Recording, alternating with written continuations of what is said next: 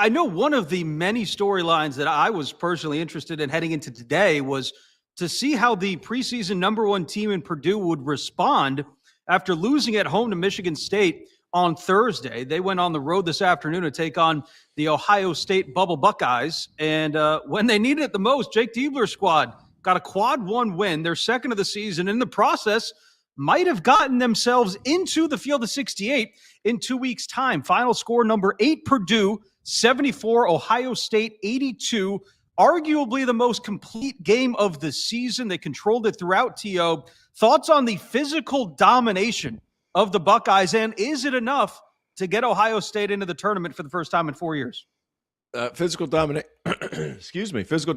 by the Buckeyes. I think whenever you're trying to play physically at home, the team that hits first is the team that gets to the free throw line. We've known that. Ask Tyler Hansbrough how that works. My man lived at the free throw line. It was amazing, but it was because he hit first. He hit first, right? Whenever he got the ball and he attacked the rim, he hit first. He gets the foul calls. That's how these things work. So before we get going and say, well, Ohio State shot 32 free throws to Purdue's 10, you have to embrace a certain type of physicality. Purdue doesn't have that rim pressure guy like they did with Zach Edey, like they did with some of these other guys. Clough was in foul trouble. Kaufman-Renn was in foul trouble. You're going to rely on some perimeter shooting, and at times you really have to go all in on just making shots and throw in the fact that your bigs were in foul trouble. So all of those things hurt Purdue. They've lost 3 out of their last 4. 2 out of the last 3 losses, Michigan State, fantastic athletic teams.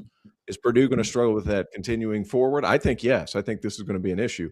But I want to give props to Ohio State and the guards and Junie Mobley and Bruce Thornton, who for my money, guys, is one of the all-time great players at Ohio State. The numbers that he's put up since he's been there on campus have been phenomenal. And you have a guy like that going into a big-time matchup that's so overwhelmingly big at the point guard spot, and he shoots really good percentages. Ohio State has pieces. They have that talent. They need other guys to come with them. If they get just enough from those ancillary pieces, they're a tough out for anybody. Now 2-10, Tyler, in quad one games for Ohio State. The lone other Q1 victory came at home, I believe, against Wisconsin. Here's a look at the resume for those watching on YouTube. Again, make sure you are subscribed. But, this was as do or die a game as there was without having any math involved for elimination. Penn State and Indiana after this game, so don't overlook those. But, is this enough, in your opinion, Tyler, to get Jake Diebler's squad into the field? Yeah, I do. And I think you've got to take into account how they're ending the season as well. I thought Ohio State came out today and they played like they're fighting for their life, and they were the aggressor. And I think that this was the worst performance Purdue's put on the court all year. And when I watched the game, I thought Purdue would have a big size advantage down low, and I thought they would dominate the paint, dominate the boards. They didn't. They got out-rebounded. The points in the paint, I think they won that. I thought Oscar Clef would be a little big. I think he got into foul trouble early and was really a non-factor. And I know Bruce Thornton and John Moberly Jr. had a big game. But there's one player for Ohio State, Omari Bynum, who I felt like had a big-time game. I really felt like when Purdue started to get a little bit of run, I felt like he hit big shots, and I think that he outplayed Purdue's big men. And I know that Trey had a good second half. He scored, and he was pretty much all of Purdue's offense. But Ohio State came out to win a ball game, and Purdue just walked out on the court, and it showed. Also, on the day that the Grizzlies announced that Zach Edey is going to undergo ankle surgery, as you mentioned, T.O., preseason number one team, lost 2 straight. Now they've lost 3 of the last 4, 5 and 6 in their last 11 games. They got chances against Northwestern and home against Wisconsin to finish the year strong before heading to the Big Ten tournament. But what's your biggest concern that you would have against Purdue? Because you were pretty high on them last time we talked on Wednesday night. After the UConn win against St. John's, do you still having some belief in them, or is the defense causing some trouble? For Purdue, I do worry. It's kind of the same stuff we've worried about over the past few years. Like, do they have enough athleticism? I thought Daniel Jacobson would take a bigger leap. He's still frail, man. Like he does some really good things at times. He still needs to bulk up more.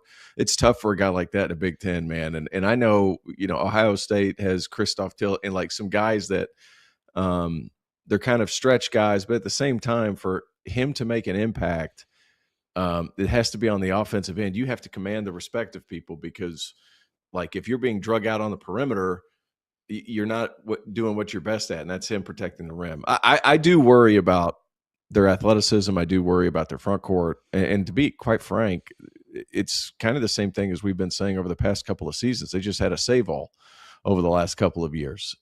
So it's tough. Number one in the country to bring it in to start the season. We might have overdid it a little bit, but this is still a Purdue team that's top 10 in KenPom. It's still a Purdue team that can make a second weekend. I just don't think it's the national championship Purdue team that we all expected walking into November. That's kind of been the theme, though, Tyler, right? In all of their losses this year, the tougher team won. Like that's been the story for Purdue. At the same time, it's a veteran-led team that literally has seen it all in March, whether it be losing to Fairleigh Dickinson in the 16-1 or making it all the way to the championship game. I would just be concerned that at this point in the season, we're having some chemistry problems, it seems like. Like we're having problems that you might see from a team that had a lot of transfers on it at the start of the year. Are you equally concerned for this team heading into the month of March right now? Yeah, I'm really concerned. And you said it, it's a veteran team.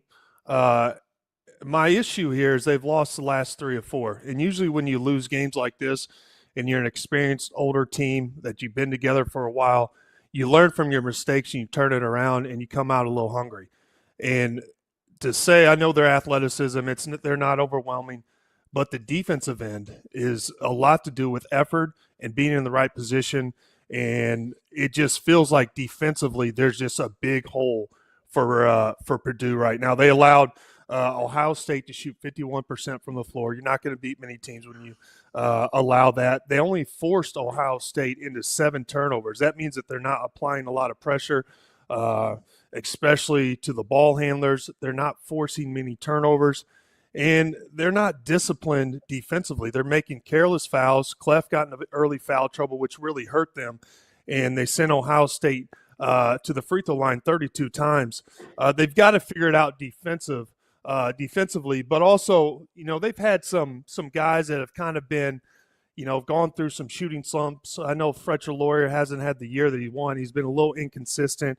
Kaufman Renz, the same situation. But, with all that said, I do believe that they can turn it around. They can learn from, these past losses, and they could go on a little bit of a run. And they can listen to what everybody's saying and use it as fuel and prove a lot of people wrong come tournament time. There's going to be 2 really interesting teams to watch, the rest of the season. Ohio State, a couple of opportunities there to solidify a spot into the field of 68. And obviously Purdue, can they turn it around, man? I mean, the book is out right now on Purdue. Can you out-physical them? You might be able to win the game. Now it'll be on Matt Painter to try and figure out how to counteract that. Can't talk about March without talking about Tom Izzo and